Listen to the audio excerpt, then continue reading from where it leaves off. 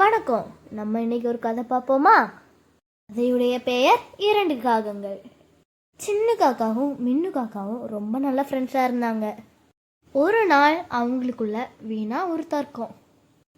நான் தான் உன்னை விட ஸ்மார்ட். இல்லை, நான் தான் உன்னை விட ஸ்மார்ட். இல்லை, நான் தான் உன்னை விட ஸ்மார்ட். யாரு சொன்னா? உன்னை விட ஸ்மார்ட் நான் தான். அப்படியா? அப்போ நம்ம டெஸ்ட் பண்ணி பார்ப்போமா? சரி, நான் ரெடி. அப்படின்னா கேளு, இதுதான் பந்தயம். வெயிட்டான பைய காலில் தூக்கிட்டு பறக்கணும். யார் ரொம்ப ஹைட்டாக பறக்காங்களோ அவங்க தான் வின்னர். சரி, அப்படியே ஆகட்டும். அப்படி ரெண்டு பேருமே பந்தயத்துக்கு ரெடி ஆயிட்டாங்க.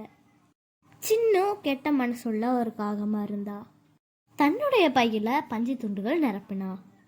ஆனால் மின்னோட சஞ்சியில் உப்பு தான் இருந்துச்சு. ரெண்டு பேருமே பறக்க ஆரம்பிச்சிட்டாங்க. சின்னு மின்னுவை விட ரொம்ப ஹைட்டாக பறந்தா. ஏன்னா அவனுடைய பையில் வெயிட்டே இல்லாத பஞ்சு துண்டுகள் தானே இருந்துச்சு.